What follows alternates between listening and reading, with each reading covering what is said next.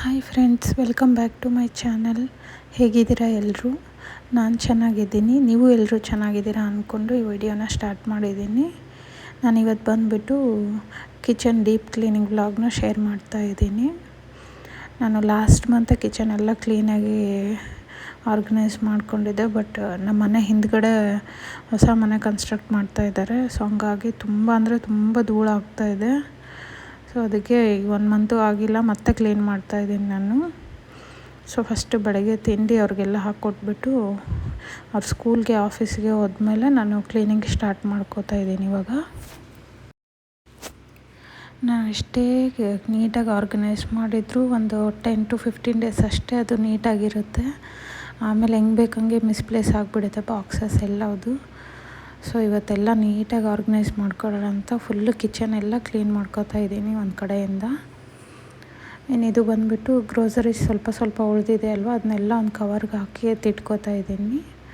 ನಾನಿಲ್ಲಿ ಚಿಕ್ಕದೇನಾದರೂ ಗ್ರೋಸರೀಸ್ ತಂದಾಗ ಉಳಿದಿರುತ್ತಲ್ಲ ಕವರು, ಅದನ್ನ ಬಿಸಾಡಲ್ಲ, ಅದನ್ನ ಹಂಗೆ ಇಟ್ಕೊಂಡಿರ್ತೀನಿ. ಈ ಥರ ಕಿಚನ್ ಡೀಪ್ ಕ್ಲೀನ್ ಮಾಡಬೇಕಾದ್ರೆ ಯೂಸ್ ಆಗುತ್ತೆ ಅಂತ ಹೇಳ್ಬಿಟ್ಟು ಸೊ ಆ ಕವರ್ಗೆಲ್ಲ ಅದನ್ನ ಹಾಕಿಟ್ಬಿಟ್ಟು ಕ್ಲೀನ್ ಮಾಡ್ಕೋತೀನಿ. ಮತ್ತು ಬಾಕ್ಸ್ ಎಲ್ಲ ಕ್ಲೀನ್ ಮಾಡಾದಮೇಲೆ ಮತ್ತೆ ಅದಕ್ಕೆ ರೀಫಿಲ್ ಮಾಡ್ಕೊಂಡ್ಬಿಡ್ತೀನಿ. ಸೊ ಆ ಕವರ್ನೆಲ್ಲ ನಾನು ಹಂಗೆ ಎತ್ತಿಟ್ಕೋತೀನಿ. ಸೊ ಇಲ್ಲಿ ಉಳಿದಿರೋದೆಲ್ಲದನ್ನೂ ನೀಟಾಗಿ ಕವರಲ್ಲಿ ಹಾಕಿ ಇಟ್ಬಿಟ್ಟಿದ್ದೀನಿ. ಇನ್ನು ಕೆಲವೊಂದು ಅದೇ ಕವರ್ಗೆ ಹಂಗೆ ರಬ್ಬರ್ ಬ್ಯಾಂಡ್ ಹಾಕಿ ಇಟ್ಟಿದ್ದೀನಿ. ಸೊ ಇದನ್ನೆಲ್ಲ ನಾನು ಸ್ಟೋರ್ ರೂಮ್ಗೆ ಇಟ್ಬಿಟ್ಟು ಬಾಕ್ಸ್ ಎಲ್ಲ ತೊಳ್ಕೊತೀನಿ. ಇವಾಗ ಫಸ್ಟು ನಾನು ಲಾಸ್ಟ್ ವಿಡಿಯೋದಲ್ಲೇ ಹೇಳಿದ್ದೆ, ನಾನು ಬಾಕ್ಸಸ್ ಎಲ್ಲ ಬ್ಯಾಚ್ ವೈಸ್ ತೊಳಿತೀನಿ ಅಂತ ಹೇಳ್ಬಿಟ್ಟು. ಸೊ ಇವಾಗ 1 ಕಿಲೋದು 1.5 ಕಿಲೋದು ಎಲ್ಲದು ಒಂದೊಂದು ಸಪ್ರೇಟಾಗಿ ತೊಳೆದು ಕ್ಲೀನ್ ಮಾಡ್ಕೋತೀನಿ ನಾನು.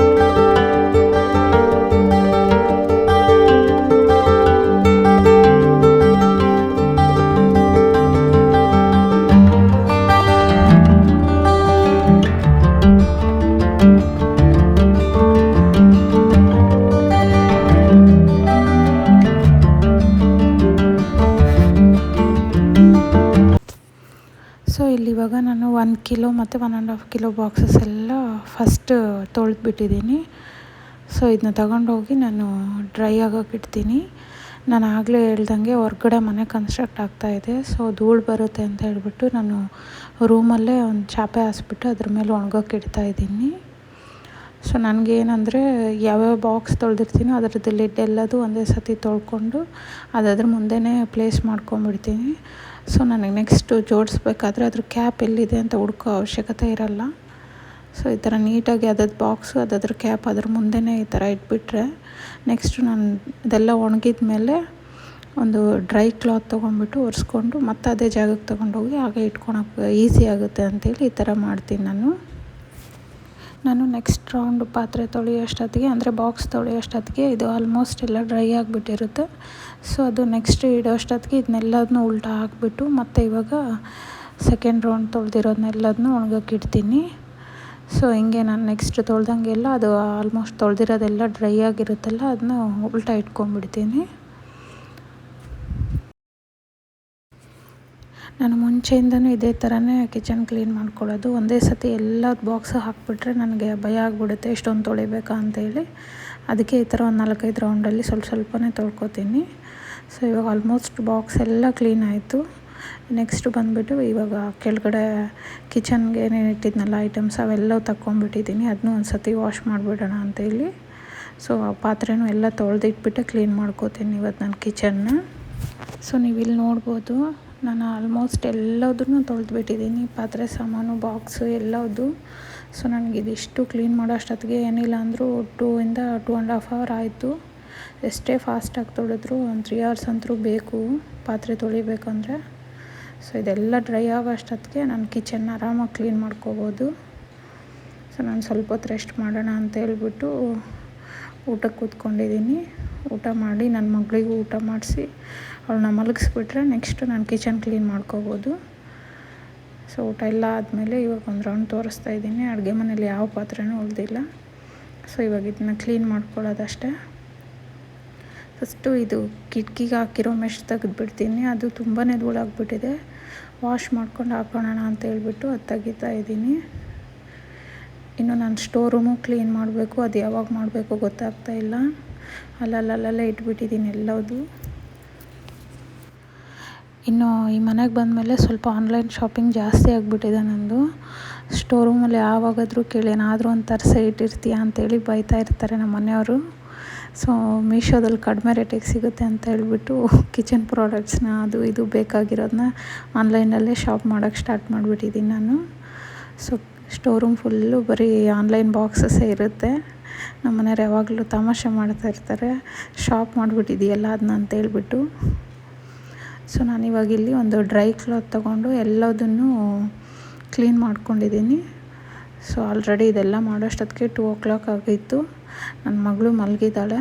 ನಾನೊಂದು ರೌಂಡ್ ಟೀ ಕುಡಿದು ಇವಾಗ ಮತ್ತೆ ಕೆಲಸ ಸ್ಟಾರ್ಟ್ ಮಾಡಿಕೊಂಡೆ. ಬೆಳಗ್ಗೆಯಿಂದ ಟೀ ಕುಡ್ದಿರಲಿಲ್ಲ, ತಲೆನೋವು ಸ್ಟಾರ್ಟ್ ಆಗಿತ್ತು ಅಂತ ಹೇಳ್ಬಿಟ್ಟು ಒಂದು ಸ್ವಲ್ಪ ಟೀ ಮಾಡ್ಕೊಂಡು ಕುಡಿದು ಮತ್ತು ಕೆಳಗಡೆ ಎಲ್ಲ ರ್ಯಾಕ್ ಕ್ಲೀನ್ ಮಾಡೋಕ್ಕೆ ಸ್ಟಾರ್ಟ್ ಮಾಡಿದ್ದೀನಿ. ಇದು ಆಲ್ಮೋಸ್ಟ್ ಇದನ್ನೇನು ನಾನು ತೊಳೆಯಲ್ಲ, ಯಾಕೆಂದರೆ ಮೊನ್ನೆ ತಾನೇ ಕ್ಲೀನ್ ಮಾಡಿದ್ದೀನಿ ಇವೆಲ್ಲ. ಜಸ್ಟ್ ಅವೆಲ್ಲ ಮಿಸ್ಪ್ಲೇಸ್ ಆಗಿದೆಯಲ್ಲ ಅಂತ ಹೇಳ್ಬಿಟ್ಟು ಕ್ಲೀನ್ ಮಾಡ್ಕೋತಾ ಇದ್ದೀನಿ ಅಷ್ಟೇ. ಈ ಕೆಳಗಡೆ ಡಸ್ಟೆಲ್ಲ ಕ್ಲೀನ್ ಮಾಡ್ಕೊಂಬಿಟ್ಟು ಆಮೇಲೆ ಒಂದು ಪೇಪರ್ ಹಾಸ್ಬಿಟ್ಟು ಮತ್ತೆ ಎಲ್ಲದು ಆರ್ಗನೈಸ್ ಮಾಡ್ಕೋತೀನಿ. ಮ್ಯಾಟ್ ಹಾಕಿದರೆ ಅದ್ರ ಮೇಲೆಲ್ಲ ತೇವ ಹಂಗೆ ಇರುತ್ತೆ, ಮತ್ತು ಅದನ್ನೆಲ್ಲ ಒರೆಸ್ಬೇಕಾಗುತ್ತೆ. ಅದಕ್ಕೋಸ್ಕರನೇ ನಾನು ಕೆಳಗಡೆ ಎಲ್ಲ ಬಂದುಬಿಟ್ಟು ಪೇಪರ್ ಹಾಸ್ಬಿಟ್ಟೆ ಪಾತ್ರೆ ಸಾಮಾನೆಲ್ಲ ಜೋಡಿಸ್ಕೋತೀನಿ. ಪೇಪರ್ ಆದರೆ ಮತ್ತೆ ನಮಗೊಂದು ವಾರ ಬಿಟ್ಟು ಅದನ್ನ ತೆಗೆದ್ಬಿಟ್ಟು ಮತ್ತೆ ಹಾಕ್ಕೋಬೋದು. ಅದಕ್ಕಂತ ನಾನು ಹಂಗೆ ಪೇಪರ್ ಹಾಕಿಬಿಟ್ಟೆ ಜೋಡಿಸ್ಕೋತೀನಿ ಪಾತ್ರೆ ಸಾಮಾನೆಲ್ಲದನ್ನು. ಮಿಕ್ಸಿ ನಾನು ಮೊನ್ನೆನೇ ಎಲ್ಲ ಕ್ಲೀನ್ ಮಾಡಿದ್ದೀನಿ, ಹಾಗಾಗಿ ಜಸ್ಟ್ ಸ್ಪಾಂಜಲ್ಲಿ ಒರೆಸಿ ಇಟ್ಬಿಡ್ತೀನಿ. ಈ ಕುಟ್ಟಣಿಕೆಯನ್ನು ಇದಂತರೂ ರೆಗ್ಯುಲರಾಗಿ ಯೂಸ್ ಮಾಡಿದ ತಕ್ಷಣ ತೊಳಿತಾನೆ ಇರ್ತೀನಿ ನಾನು. ಸೊ ಇವಾಗ ಅದನ್ನೆಲ್ಲ ತೊಳೆದಿಟ್ಟು ಈ ಫ್ಲೋರೆಲ್ಲ ಕ್ಲೀನ್ ಮಾಡ್ಕೊಂಡ್ಬಿಡ್ತೀನಿ ನಾನು.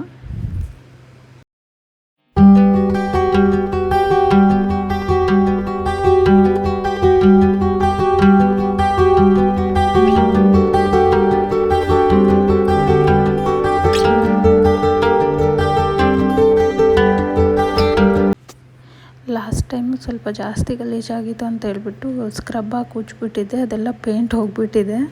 ಸೊ ಅದಕ್ಕೆ ಈ ಟೈಮ್ ಹಂಗೆ ಬೇಡ ಅಂತ ಹೇಳ್ಬಿಟ್ಟು ಸ್ಕ್ರಬ್ ತೊಗೊಂಡು ನಿಧಾನಕ್ಕೆ ಕ್ಲೀನ್ ಮಾಡ್ಕೊಂಡಿದ್ದೀನಿ ಎಲ್ಲವುದು. ಸ್ವಲ್ಪ ಧೂಳು ಕಡಿಮೆ ಆದರೂ ಪರವಾಗಿಲ್ಲ, ಮತ್ತು ಪೇಂಟ್ ಎಲ್ಲ ಹೋದರೆ ಓನರ್ ಬೈತಾರೆ ಅಂತ ಹೇಳ್ಬಿಟ್ಟು ಹಂಗಂಗೆ ಕ್ಲೀನ್ ಮಾಡ್ಕೊಂಡೆ ಅದನ್ನ. ಇನ್ನು ಇಲ್ಲೆಲ್ಲ ಬಂದುಬಿಟ್ಟು ನೀಟಾಗಿ ಸ್ಕ್ರಬ್ ಹಾಕಿ ಉಜ್ಜ್ತಾ ಇದ್ದೀನಿ. ಇನ್ನು ಟೈಲ್ಸ್ ಎಲ್ಲದು ನಾವು ಎಷ್ಟೇ ರಫಾಗಿ ಉಜ್ಜಿದ್ರೂ ಏನೂ ಆಗೋಲ್ಲ. ಬಟ್ ಈ ಪೇಂಟು ಅಥವಾ ಈ ವಾಲ್ಸ್ ಏನಿರುತ್ತಲ್ಲ ಅದು ತುಂಬ ಕೇರ್ಫುಲ್ಲಾಗಿ ಯೂಸ್ ಮಾಡಬೇಕು. ಯಾಕಂದರೆ ಬಾಡಿಗೆ ಮನೆ ಆಗಿರೋದ್ರಿಂದ ಮತ್ತೆ ಏನಾದರೂ ಆದರೆ ಅವರು ಕೇಳ್ತಾರೆ. ಸೊ ಹಂಗಾಗಿ ನಾನು ಈ ಗೋಡೆ ಅದೆಲ್ಲದನ್ನು ಬಂದುಬಿಟ್ಟು ಜಸ್ಟು ಒದ್ದೆ ಬಟ್ಟೆ ತೊಗೊಂಡು ಒರೆಸ್ಕೊಂಡಿದ್ದೀನಿ ಅಷ್ಟೇ. ಟೈಲ್ಸು ಆಮೇಲೆ ಈ ಕೌಂಟ್ರ್ ಟಾಪ್ನ ಬಂದುಬಿಟ್ಟು ಕ್ಲೀನಾಗಿ ಉಜ್ಕೊಂಡು ತೊಳ್ಕೊತಾ ಇದ್ದೀನಿ.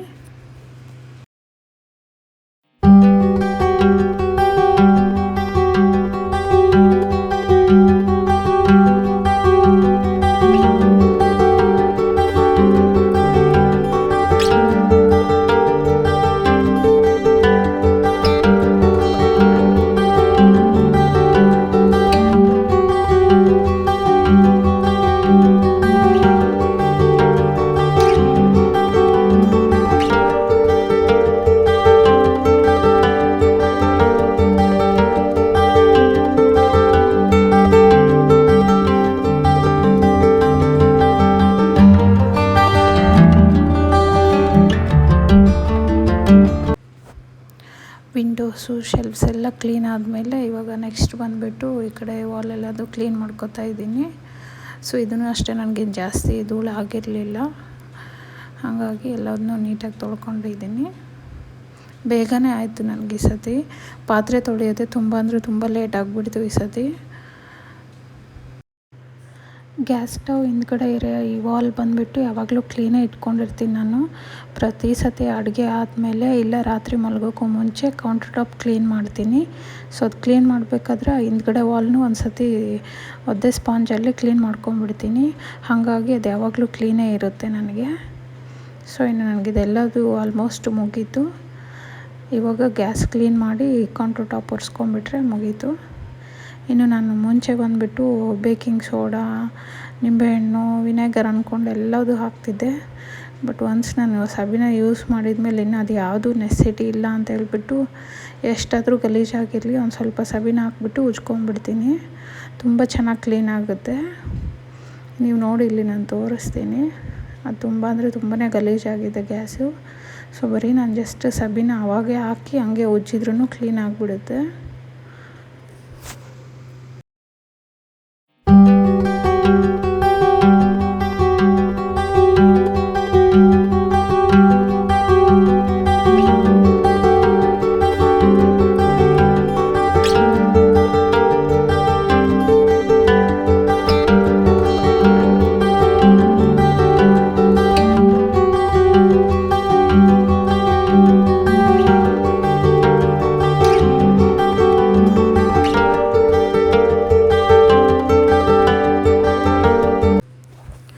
ಮುಂಚೆಲ್ಲ ಗ್ಯಾಸ್ ಕ್ಲೀನ್ ಮಾಡೋದು ಅಂದರೆ ತುಂಬ ಟೈಮ್ ತೊಗೋತಾ ಇದ್ದೆ. ಫಸ್ಟು ಸೋಡಾ ಪುಡಿ ಹಾಕ್ಬಿಟ್ಟು ಅದ್ರ ಮೇಲೆ ನಿಂಬೆಹಣ್ಣು ಹಿಂಡಿ ಒಂದು ಸ್ವಲ್ಪ ಹೊತ್ತು ಬಿಟ್ಟು ಮತ್ತೆ ಅದನ್ನ ಉಜ್ಜಿ. ಬಟ್ ಇವಾಗ ಹಂಗಿಲ್ಲ. ಏನಾದರೂ ಗಲೀಜಾದರೆ ಒಂದು ಸ್ವಲ್ಪ ಸಬೀನ ಹಾಕ್ಬಿಟ್ಟು ಕ್ಲೀನ್ ಮಾಡ್ಕೊಂಬಿಡ್ತೀನಿ. ನೀವೇ ನೋಡ್ಬೋದು ಇಲ್ಲಿ ಎಷ್ಟು ಕ್ಲೀನ್ ಆಗಿದೆ ಅಂತೇಳಿ.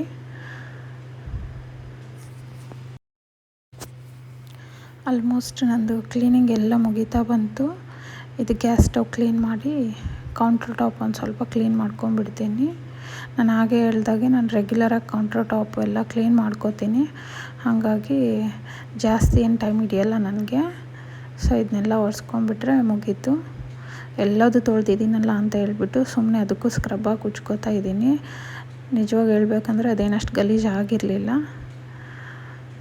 ಸೊ ಇದನ್ನು ಆಲ್ಮೋಸ್ಟ್ ಕ್ಲೀನೇ ಮಾಡ್ಕೊಂಬಿಟ್ಟಿದ್ದೀನಿ ನಾನು. ಎಲ್ಲ ಮುಗೀತು. ಈಗ ಒಂದು ಸಿಂಕ್ ಒಂದೇ ಕ್ಲೀನ್ ಮಾಡೋದಿದೆ.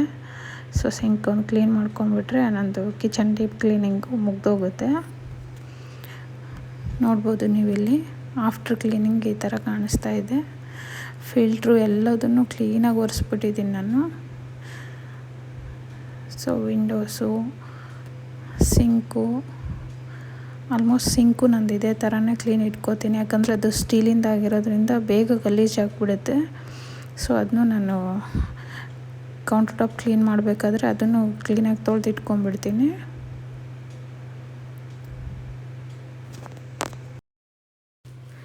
ಇಷ್ಟೇ ಫ್ರೆಂಡ್ಸ್ ಇವತ್ತಿನ ವಿಡಿಯೋ. ಈ ವಿಡಿಯೋ ಏನಾದರೂ ನಿಮ್ಗೆ ಇಷ್ಟ ಆಗಿದ್ದರೆ ದಯವಿಟ್ಟು ಲೈಕ್ ಮಾಡಿ. ಹಾಗೆ ಹೊಸ್ದಾಗಿ ಯಾರಾದರೂ ನನ್ನ ಚಾನಲ್ನ ನೋಡಿದರೆ ಸಬ್ಸ್ಕ್ರೈಬ್ ಮಾಡ್ಕೊಳ್ಳಿ ಅಂತ ಕೇಳ್ಕೊತಾ ಈ ವಿಡಿಯೋನ ಇಲ್ಲಿಗೆ ಎಂಡ್ ಮಾಡ್ತಾಯಿದ್ದೀನಿ. Thanks for watching my video. Bye bye.